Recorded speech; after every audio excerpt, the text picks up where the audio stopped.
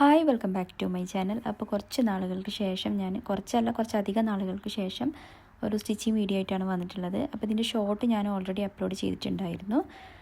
അപ്പോൾ നമുക്കിത് എങ്ങനെയാണ് ചെയ്യുന്നത് നോക്കാം. കിഡ്സിൻ്റെ ഫ്രോക്കാണ് ചെയ്യുന്നത്. ഓർഗാൻസ ഫാബ്രിക്കാണ് ഞാനിവിടെ എടുത്തിട്ടുള്ളത്. അപ്പോൾ ഓൾറെഡി ഞാനിതിൻ്റെ പാറ്റേൺ അളവിനനുസരിച്ച് കട്ട് ചെയ്ത് വെച്ചിട്ടുണ്ട്. അപ്പോൾ ഇതാണ് പാറ്റേൺ. അപ്പോൾ ഇതിൻ്റെ റോങ് സൈഡിലാണ് നമ്മളെല്ലാ മാർക്കും ചെയ്യുന്നത്.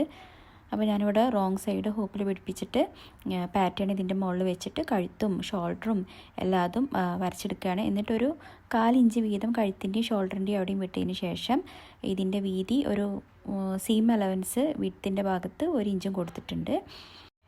ഇതിൽ ചെസ്റ്റിൻ്റെ ഭാഗത്ത് ഒരു ബട്ടർഫ്ലൈൻ്റെ സർദോസി വർക്കാണ് കൊടുക്കാൻ പോകുന്നത്. അപ്പോൾ അതിന് വേണ്ടിയിട്ട് ഞാനിവിടെ ഒരു ബട്ടർഫ്ലൈ ഒരു ഭാഗത്ത് മാത്രം വിങ്സ് ആക്കിയിട്ട് കൊടുക്കണം എന്ന് ആദ്യം വിചാരിച്ചത്. പിന്നെ 2 ഭാഗത്തും വിങ്സ് വരച്ചിട്ട് കൊടുക്കുകയാണ് ചെയ്തത്.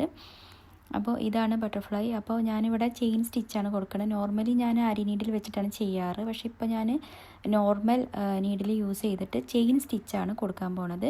കുറച്ചുകൂടി ഈസി ആയിട്ട് സ്പീഡിൽ നമുക്ക് ചെയ്യാൻ പറ്റുന്നത് അരി നീഡിൽ വെച്ചിട്ടാണ്. പക്ഷേ എൻ്റെ അരി നീഡിൽ ഒന്ന് പൊട്ടിപ്പോയതിനാൽ ഞാൻ നോർമൽ സൂചി ഉപയോഗിച്ചിട്ടാണ് ചെയ്യണത്. പിന്നെ ഞാനിവിടെ സീക്വൻസ് ഇങ്ങനെ ഗോൾഡൻ കളർ സീക്വൻസ് ഇങ്ങനെ നോർമൽ സൂചി കൊണ്ട് തന്നെ തുന്നി പിടിപ്പിക്കുന്നുണ്ട്. പിന്നെ സിൽക്ക് ത്രെഡ് യൂസ് ചെയ്തിട്ട് അതിൻ്റെ ഉള്ളിൽ വരുന്ന കുറച്ച് ഭാഗത്ത് ഇങ്ങനെ ഒരു സാറ്റിൻ സ്റ്റിച്ച് കൊടുക്കുന്നുണ്ട്. അപ്പോൾ ബട്ടർഫ്ലൈൻ്റെ വർക്ക് നമ്മൾ കഴിഞ്ഞിട്ടുണ്ട്. ഇനി ഞാനിതിൻ്റെ ഷോൾഡറിൻ്റെ ആ ഭാഗത്തായിട്ട് കുറച്ച് വെള്ള ബീഡ്സും പിന്നെ അതുപോലെ തന്നെ സീക്വൻസും പിന്നെ ചെറിയൊരു ഫ്ലവറും കൊടുക്കുന്നുണ്ട്. അപ്പോൾ അതാണ് ഈ ചെയ്യുന്നത്. അതും നോർമൽ നീഡിൽ വെച്ചിട്ട് തന്നെയാണ് ചെയ്യുന്നത്. അപ്പോൾ ഒരു ഭാഗത്തുള്ള ഷോൾഡറിലുള്ള വർക്കാണ് കാണുന്നത്. പിന്നെ അതുപോലെ തന്നെ ഇപ്പുറത്തെ സൈഡിലും ചെയ്ത് വെച്ച് അപ്പോൾ ഇത് ഓൾമോസ്റ്റ് വർക്കൊക്കെ ഫിനിഷ് ആയിട്ടുണ്ട്.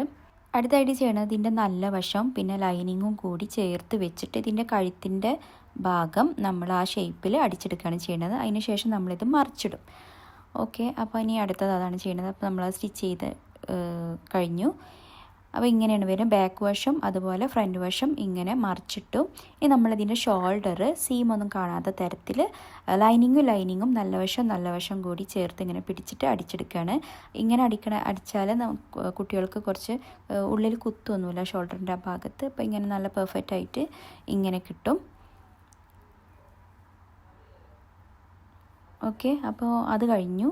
ഇനി നമ്മൾ ചെയ്യാൻ പോണത് ഇതിൻ്റെ ആം ഹോളിൻ്റെ അവിടെ ഒരു ബയാസ് പീസ് വെച്ചിട്ട് ഇങ്ങനെ രണ്ടാക്കി മടക്കിയിട്ട് അത് വെച്ച് അടിച്ചിട്ട് അത് തിരിച്ചിടുകയാണ് ചെയ്യണത്. അപ്പോൾ ഈ ഭാഗം നമ്മൾ ബയാസ് പീസ് വെച്ചിട്ട് അടിച്ചെടുത്തു. ഇനി അതിന് ശേഷം നമുക്ക് സ്കേർട്ട് എങ്ങനെ അടിച്ചെടുക്കാം. അപ്പോൾ സ്കേർട്ടിന് വേണ്ടിയിട്ട് ഞാനിവിടെ അംബ്രല്ല കട്ടിലാണ് ഈ ഫാബ്രിക്ക് മുറിച്ചെടുത്തിട്ടുള്ളത്. ഇത് സിൽക്ക് ഓർഗാൻസയാണ് കേട്ടോ സ്കേർട്ടിൻ്റെ ഭാഗം. അപ്പോൾ ലൈനിങ്ങും അതുപോലെ തന്നെ മുറിച്ചെടുത്തിട്ട് നല്ല ഗ്യാതറിങ്സ് ഇട്ട് കൊടുത്തിട്ടുണ്ട്. രണ്ടിനും നല്ല ഗ്യാതറിങ്സ് ഇട്ട് കൊടുത്തിട്ടുണ്ട്. ഇനി ഇതിൻ്റെ ഈ 2 സൈഡും കൂടെ അറ്റാച്ച് ചെയ്യാം. ഇത് നല്ല വശമാണ്. നല്ല വശത്തിൻ്റെ 2 സൈഡും അറ്റാച്ച് ചെയ്യുക. അതുപോലെ ലൈനിങ്ങും അറ്റാച്ച് ചെയ്യുക. എന്നിട്ട് ഈ ടോപ്പുമായിട്ട് അതിൻ്റെ വേസ്റ്റ് ഭാഗത്ത് ഇങ്ങനെ സ്റ്റിച്ച് ചെയ്ത് പിടിപ്പിക്കുകയാണ് ചെയ്യുന്നത്. അപ്പോൾ ഈ ഒരു രീതിയിലാണ് ഞാൻ സദോസി വർക്കും ആരി വർക്കൊക്കെ ചെയ്യാറുള്ളത്. അപ്പോൾ നിങ്ങൾക്ക് എന്തെങ്കിലുമൊക്കെ ഓർഡർ ചെയ്യണം എന്നുണ്ടെങ്കിൽ കമൻറ്റ് ബോക്സിലൂടെ അറിയിക്കുക. പിന്നെ എൻ്റെ ഇൻസ്റ്റാഗ്രാം പേജായ റുസാക്ക് ഒന്ന് ഫോളോ ചെയ്യാം. Thank you for watching.